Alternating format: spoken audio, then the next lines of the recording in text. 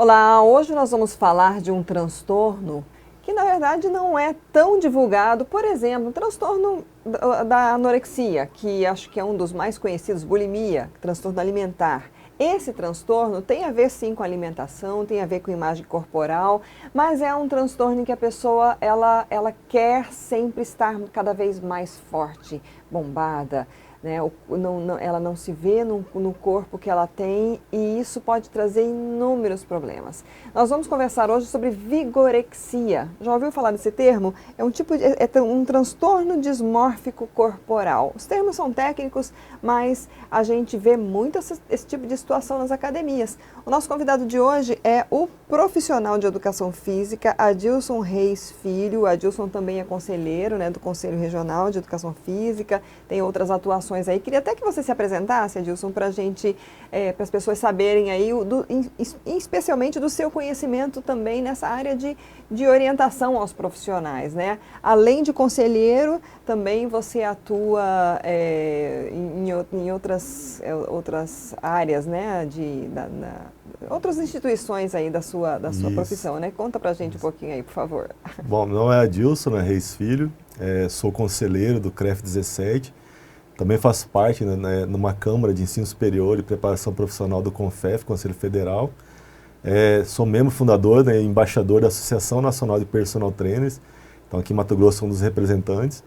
E a gente faz um trabalho em conjunto de orientação, né, pelo Conselho e também pela Associação, dos profissionais e também da própria sociedade, principalmente para que se exija, né, do profissional, do treinador, a sua carteira de formação, a sua carteira profissional, para que minimize os riscos, né, de algum evento adverso e também para que tenha, né, posteriormente, caso aconteça algo fora do convencional, tenha onde você cobrar desse profissional junto ao seu conselho. E, né, tenho mestrado na nutrição, né, na Universidade Federal do Mato Grosso, na linha de exercício, nutrição e doença metabólica. Então, tenho atuado aí nesse meio de campo aí com a educação física, com o personal trainer, e estamos aí já há uns 20 anos atuando. Que bom. Eu fiz questão de pedir para você se apresentar justamente para as pessoas saberem que o que você vai trazer de informação aqui é informação que tem ciência, que tem pesquisa, que tem estudos e tem muito conhecimento, né? Então eu queria que você já explicasse um pouquinho para a gente o que é a vigorexia, que tipos de situações ocorrem quando a pessoa está entrando nesse processo aí que já é um processo de adoecimento, né? Correto. A pessoa que tem a vigorexia, até você citou a bulimia no início, a vigorexia ela seria como se fosse o inverso da anorexia. O anoréxico, né, ele se vê como obeso, acima do peso, e tenta estar emagrecendo, muito embora essa pessoa já esteja muito magra, até abaixo do peso que seria ideal para a saúde. O vigoréxico, ele já é um indivíduo que é o contrário. Ele está num peso normal, né, tem uma massa muscular já adequada, uma composição corporal adequada, só que quando ele olha ao espelho, essa pessoa ela se vê fora do padrão de beleza que ela se colocou para si, né? Ou pela própria, hoje em dia, as mídias sociais, né? Acabam colocando um padrão de beleza, muitas vezes que é inalcançável para uma série de pessoas, especialmente se ela não fizer uso de nenhum recurso ergogênico, né? E aí o vigoréxico, então, quando ele se vê no espelho, ele olha e fala, nossa, eu tô magro, né? Que nem diz na gíria das academias, tô frango, né? Preciso aumentar minha massa muscular. E também tem aquela pessoa que tem a vigorexia, que ela está num padrão de corpo também, de composição corporal adequada, só que ela quer sempre treinar mais, treinar mais, treinar mais. E isso, a gente sabe, tem um desfecho negativo para a saúde, como um caso de um overreach, um overtraining, que pode levar aí uma série de disfunções, inclusive hormonais, e no caso das mulheres, podendo inclusive levar a uma perda de massa óssea, uma osteoporose precocemente. Mas aí a gente vai ver então que esse vigoréxico, ele precisa de uma ajuda. Então, o profissional de educação física que está acompanhando essa pessoa diretamente ou indiretamente, ele deve estar atento para alguns sinais e ter também esse feeling, né, esse cuidado de poder chegar nessa pessoa e orientá-la a, inclusive, procurar um profissional da psicologia. Eu imagino que tenha que haver um tratamento multiprofissional aí, né? Você já falou da psicologia. Que outros profissionais podem ajudar uma pessoa que está num transtorno desse? É um médico, né? Aí dentro da medicina, um psiquiatra, o próprio endócrino, até para poder o endócrino fazer essas dosagens hormonais, né? E aí direcionar essa pessoa de uma maneira mais correta. A gente sabe que hoje em dia, né, há muita facilidade de uso de esteroide anabolizante, de outros recursos ergogênicos aí, inclusive alguns até de forma ilícita, né, porque você tem esses recursos androgênicos, né, anabólicos aí, são a testosterona, que é a mais conhecida, ela tem uso medicinal, né, para pessoas que estão ali com caquexia, ou alguma deficiência em relação ao ganho de massa muscular. Tá? Agora, no meio recreacional que a gente fala, nas academias, isso virou uma febre, né? Inclusive entre as mulheres. Então a gente vê hoje o uso indiscriminado dessa substância no intuito de ter aquele corpo escultural, né? Com baixo percentual de gordura, muita massa muscular, uma definição corporal, que muitas vezes você não consegue somente com alimentação, com treinamento e com bom descanso. Então as pessoas acabam extrapolando e buscando de maneira aí, até irresponsável esse recurso e muitas vezes até com orientação de algum tipo de médico, que ele não tem, porque hoje a gente tem, né, na área da medicina, você tem endocrinologia e a Sociedade Brasileira de Medicina, né, endocrinologia mesmo, metabologia, ela não sustenta, assim como o CRM, ele não sustenta essa prática de uso de testosterona para fim estético. Né? Então você não tem um respaldo ali da área médica, né, do Conselho de Medicina para esse uso de fim estético. Embora tenha também, né, na área da medicina, né, uma outra área que faz de modulação hormonal, né, usa uma outra terminologia, né, para poder trazer como se fosse, a gente fala na gíria das academias, a bomba, né, para essas pessoas. Então a gente sabe que isso acontece. Tá? Agora, mais recentemente, o próprio Conselho de Medicina, ele veio de forma mais incisiva, né, combater essa prática, porque a gente sabe que em longo prazo vai ter desfechos ruins, desfechos negativos para a saúde. Sim. Inclusive podendo levar a óbito. Né? O profissional de educação física, então, assim, ele tem esse papel fundamental de perceber quando a pessoa está extrapolando aí um limite de normalidade, né, quer crescer demais, quer bombar demais, quer ser muito, né, fazer tudo muito rápido e sugerir essas buscas aí de outros profissionais. Mas assim, tem profissional que está, você já citou aí, mas que está oferecendo esse tipo de medicamento ou de bomba, ou vendendo, ou fazendo papel de intermediário. Isso em fiscalizações vocês têm conseguido pegar isso? O nosso conselho, né, dentro da Câmara de Fiscalização, eles abordam nas academias, né, os donos de academia, os profissionais, no sentido de estar orientando. Inclusive tem cartazes, né, que são aficionados aí nas academias, falando dos malefícios do uso de anabolizante, e acaba tendo, a fiscalização em si, ela acaba não conseguindo pegar em flagrante ninguém. Porque a gente não tem esse papel, vamos dizer, de polícia, mas mais de orientação. Tá? Então a gente vai nas academias, faz orientação para o dono de academia, para os profissionais, de que o profissional de educação física ele é um profissional da saúde, então ele deve atuar levando saúde, ou pelo menos um meio que possa levar saúde para a sua clientela. E não esse profissional, ele está induzindo a pessoa a usar um anabolizante, usar qualquer tipo de substância, porque nós não temos nossa formação farmacologia, não temos nenhuma formação específica para isso. Então a gente não pode, né, prescrever, a gente não pode aplicar, não pode sugerir que faça uso de anabolizante. Né? Então isso não é da competência do profissional de educação física. Agora, a gente sabe que tem nas matérias, reportagens que a gente vê ao longo dos anos, profissionais da educação física que são pegos, né, vendendo, são pegos aplicando, tá? Isso dentro da própria academia. Então a gente também não pode aqui colocar, tapar o sol com a peneira, dizer que não existe. Né? Então assim, existe sim profissionais que fazem isso, tá? Mas é fora da lei e fora vamos dizer, da visibilidade do próprio conselho. Por mais que a gente oriente, que a gente vá até a academia, oriente, né, nas mídias sociais, no nosso site, tem lá as informações, isso vai contra o nosso código de ética. Só que as pessoas acabam caindo naquela questão da facilidade, de querer ter um retorno financeiro maior, né, mas agir de forma ilícita. Então isso acaba sendo ruim, mas acontece. Acho que é importante a gente falar isso até para as pessoas também terem essa percepção. Olha, o cara está me oferecendo, então assim, você tem que, a gente como, né, como cliente, como consumidor, né, eu acho que é fundamental, né, ter esse alerta. Agora, voltando então para né, a questão da vigorexia.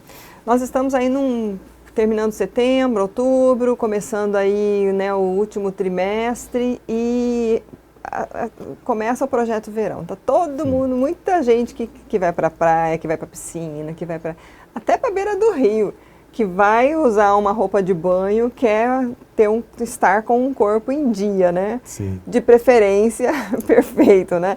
É possível, sem esse tipo de subsídio, de né, usar droga, né, conseguir sair, às vezes, né, de uma estrutura que está, às vezes, com gordura localizada, ou excesso de peso, em 3 meses conseguir cumprir esse projeto e chegar num corpo perfeito só com academia, Adilson?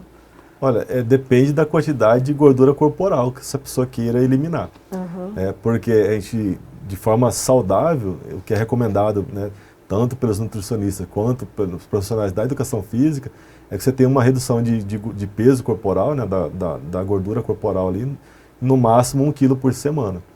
Quando você perde acima de 1 quilo por semana, aí tem relatos na literatura científica, você acaba perdendo um pouco de massa muscular. Então não é interessante no processo de emagrecimento e, particularmente, para sustentar essa perda de peso, você perder massa muscular. De algo você tem uma perda de peso, né? Muito mais de gordura e minimizando ali essa perda de massa muscular. Quando a gente fala, vamos falar assim, em 3 meses, vamos colocar, são 12 semanas. Então, se uma pessoa ela tem ali em torno de 10 quilos para perder, né, em 12 semanas, é possível que ela consiga, por meio de dieta e treinamento, né, e aí muita disciplina também para poder seguir essa risca, né, que ela consiga perder em torno de seus 10 quilos ali, 8, 10 quilos, levando sempre aquela margem de erro ali. Então, de 12 semanas, você conseguir perder 10 quilos, aí, isso é possível com alimentação e com um treinamento físico ali constante, né? Você mantendo essa rotina de treinamento. Agora, quando a gente fala de uma quantidade de gordura corporal, uma massa muito além de que 10 quilos, para 3 meses é algo que você pode até conseguir, mas aí é via de muito custo, né, e acaba não sendo saudável. Né, porque as pessoas, aí que a gente estava comentando um pouco antes aqui, as pessoas acabam vendo que está tendo uma certa dificuldade para ter esse resultado, elas começam a abrir mão de recursos, muitas vezes ilícitos, né? Porque fala, não estou dando conta e tal. E que é ruim também, voltando à história das mídias sociais, sempre aparece lá, né? Desafio não sei quantos dias, desafio não sei o quê. Aí as pessoas acabam entrando nesses desafios, porque olham os exemplos de pessoas que conseguiram, né, num período similar, e falam, poxa, se ela conseguiu, por que eu não consigo, né? Então tem esse tipo de cobrança também. E quando a gente fala de perda de peso sustentável e saudável, o ideal é que a pessoa tenha um planejamento em longo prazo, não que ela não tenha esse desespero. A gente até estava aqui em off, né, nos bastidores, comentando que eu quero em 3 meses perder 20 quilos. Não, para ir para o verão, né, para a praia. Então, muda as férias, né, vai na próxima férias para um lugar de inverno e no próximo ano, daqui 1 ano, né, e 3 meses você vai para a praia, porque aí você vai ter um resultado mais fácil de ser alcançado. Não vai te gerar decepção se você não conseguir alcançar, né? E aí você acaba conseguindo manter essa constância também de treinamento. Porque às vezes as pessoas têm aquela noção também com a força de vontade, né? Ah, mas eu não tenho força de vontade. E até a força de vontade é algo que é limitado, né? Assim como você vai usar o músculo no treinamento, ele vai fadigar, a força de vontade também ela tem um certo limite. Então, se você ficar só pela força de vontade, você acaba não conseguindo. Aí, às vezes, a pessoa inicia num gás e aí começa a desanimar porque não consegue o resultado que ela espera, né, porque tem ali um modelo que não é a estrutura dela, não tem o histórico, a genética e tudo mais, e acaba desanimando e não termina, né? Então, é uma mudança de estilo de vida, de modo de vida, né? Tem gente que ela levou um certo tempo para ganhar esse peso, excesso de peso, sei lá, 5, 10, 15, 20 anos muitas vezes, e aí quer em 3 meses que a gente faça um milagre, né? Então a pessoa tem que ter uma consciência também de que ela levou um período maior de tempo para conquistar aquele peso acima, e que para que tenha essa redução desse peso, ela tem que ter um período de tempo também um pouco grande, né? Não vai ser da noite para o dia que isso vai acontecer. E principalmente quando a gente fala de sustentar essa perda de peso. Né? E aí é um problema que às vezes a pessoa também tem, que ela acha que quanto mais fizer, melhor. Que aí pode ser um gatilho para entrar na vigorexia também, né? Que ela quer treinar de manhã e tarde de noite, segunda a segunda, tá? Para poder ter esse resultado rápido. Só que o nosso corpo ele é muito inteligente. Quando você começa a entrar com excesso de treinamento, o gasto calórico ele não vai continuar aumentando, ele vai aumentando até um certo limite, depois ele dá uma estagnada, porque ele quer poupar energia. O que o nosso organismo ele entende? Né? Que para viver, né, precisa de energia. Então, quando eu começo a perder energia, perder gordura corporal, eu começo a entender, né, começo a fazer de maneira figurada, meu corpo começa a entender que eu estou perdendo algo que ele é vital, que é a energia. E aí eu vou fazer de tudo para poupar energia. Então, vou reduzir minha taxa metabólica basal, né, que é a energia que eu gasto para ficar em repouso. Eu vou reduzir a energia gasta no próprio exercício. Tudo isso para quê? Para ter uma poupança de energia ali, para que eu mantenha os órgãos vitais em funcionamento.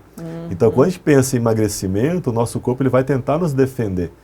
Se eu começo a perder de maneira acelerada essa massa de gordura ali, ele vai entender que você está perdendo energia, e energia é vital para ficar vivo.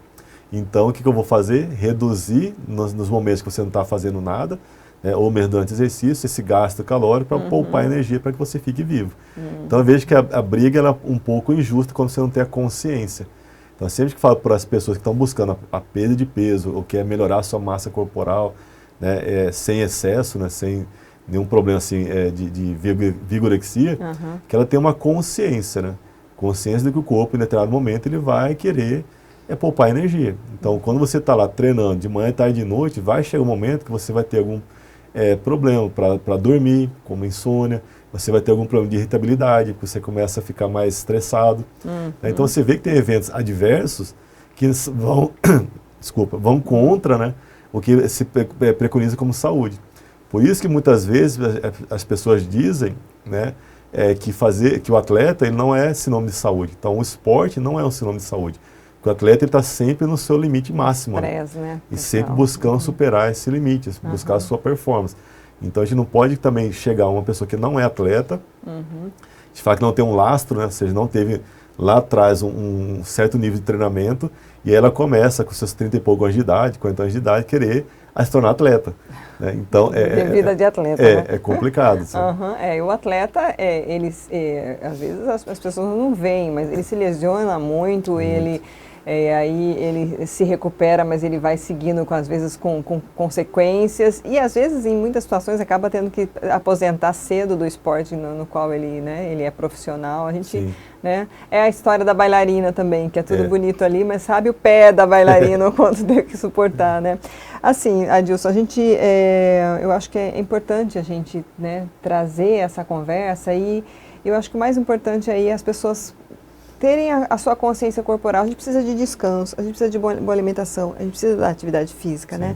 Então, assim, para as pessoas que estão iniciando aí esse processo de querer ficar perfeito e tal, e que você vê que, né, que podem acabar chegando nesse caminho da vigorexia, né?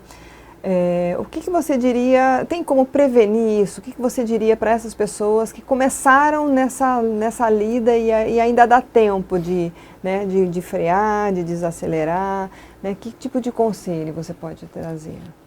Só até antes de dar esse conselho, mas até para as pessoas assim, diferenciar um pouco o atleta do não atleta, né? Porque a gente fala também da vigorexia. Quem é um atleta, vamos falar do bodybuilding, fisiculturismo. Por ser atleta, como você falou, eles pagam com as consequências, não estão muito preocupados. Porque o atleta, ele coloca na mente dele que ele quer ser campeão, ele vai lutar até ser campeão, nem que isso gere aí, danos para a sua própria saúde. Mas ele colocou aquilo como meta de vida, quer ser campeão daquilo, enfim, vai atrás dessa performance. Quando a gente fala do fisiculturismo, são atletas, né, que trabalham com o seu corpo, né, o próprio corpo, que tem ali uma alimentação bem rigorosa para alcançar seu propósito, tem um treinamento muito bem sistematizado, organizado para esse propósito também. Não são todos os atletas que fazem uso de recurso ergogênico, também isso tem que ficar bem claro, que existem atletas que são chamados de naturais, né, eles não usam nenhum recurso ergogênico, usa suplemento. Ergogênico eu falo assim, de testosterona, enfim, um fármaco. Porque tem o ergogênico também, que é o suplemento. Então, a suplementação, ela está aí para ser utilizada, para suprir, né, para complementar uma alimentação, muitas vezes pela praticidade, muitas vezes pela escassez daquele tipo de alimento, você acaba complementando. Então, isso não tem problema em relação a isso. Agora, a gente fala da pessoa que ele é o cidadão comum, né, aquele que está lá em casa, quero começar agora a treinar, melhorar a minha composição corporal, aumentar músculo, reduzir gordura. O que eu digo sempre, tenha paciência, né? Paciência e faça um planejamento em longo prazo. Mas se você nunca treinou, você começa devagar, tem uma fase de adaptação, depois você começa a treinar um treino um pouco mais intenso, a gente fala de ser um indivíduo iniciante, você vai progredir para um indivíduo que é intermediário, depois um indivíduo que já é mais avançado. Então isso demanda tempo, né? Então você vai ter lá, eu sempre dou um exemplo, é que ninguém nasce correndo, né? Você começa, você fica barriga para cima, vira barriga para baixo, começa a rastejar, começa a engatinhar, começa a deambular, depois você começa a caminhar, a trotar, depois você corre. E muitas vezes as pessoas têm uma pressa para ter resultado, já quer sair correndo, né? Não, vai devagar. Coloca um planejamento aí, coloca um planejamento, né, de 3 anos, 4, 5 anos e começa o treinamento gradativo. Então, a primeira palavra, vamos supor, de ordem seria a paciência, né? Ter a paciência e depois você ter ali a constância, você ser constante no treinamento, ter essa consistência também, você fazer isso bem feito, né, e a longo prazo. E sempre com orientação do profissional. Se você não tem condições de pagar um personal trainer, você consegue fazer consultoria, que é mais barato. Você consegue entrar em grupos, né, pequenos grupos de treinamento, chama de small groups. Você treina com 5, 10 pessoas. Então você vai ter orientação do profissional. Né? Não vá na orientação é muito milagrosa. Né? Hoje é muito comum você ver nas mídias sociais aquelas coisas milagrosas. Ah, faça isso que você vai ter resultado em 2 semanas, internet, um mês. Né? Então a gente tem que ter um filtro. Né? Tem que ter um filtro e você, mas será que isso realmente acontece? Se possível, entre em contato com alguém que fez o programa. Você realmente fez isso aí, dessa forma, deu certo, não deu? Você tem que ter um filtro ali, senão a gente vai entrar muito no conto do vigário. Né? Então, aquela pessoa que está iniciando o treinamento é paciência. Paciência, construir um degrau por vez, né, e você ir caminhando. Que se você fizer isso, de treinar corretamente, ter o descanso, que é muito importante, que também muitas vezes não é falado. Né? Um sono de qualidade, para você ter uma regeneração tecidual extremamente importante. E a alimentação direcionada para o propósito de ganhar massa muscular, o resultado ele vai chegar. É ter paciência. Bom, para a gente encerrar então, Adilson, onde te encontrar, né? Porque aí às vezes as pessoas sentiram segurança na sua explicação e querem uma avaliação, né? Você é personal, você trabalha em alguma academia, né? Tem redes sociais. Queria que você desse aí as informações. O mais fácil é me encontrar no próprio Instagram, né? Então é @reisfilho, @reisfilho, e lá a gente pode estar conversando. Tem alguns cursos online, tem a consultoria. Hoje eu estou só como personal trainer, não trabalho fixo em academia, mas tem esse trabalho de consultoria com as pessoas. Se tiver interesse também em treinar, a gente pode estar direcionando para esse fim. Graças a Deus a agenda é lotada, então assim, horário para estar atendendo presencialmente já não tem, mas tem a possibilidade de consultoria e no Instagram tem as informações que sempre coloco lá também, né, e tem no LinkedIn também tem algumas coisas que eu coloco, né, mas no Instagram acho que é mais fácil de me achar, que é @reisfilho. Tá ótimo, muito obrigada novamente pelas suas informações. Eu que agradeço. Bom, gente, nós conversamos com Adilson Reis Filho, profissional de educação física, falando sobre vigorexia.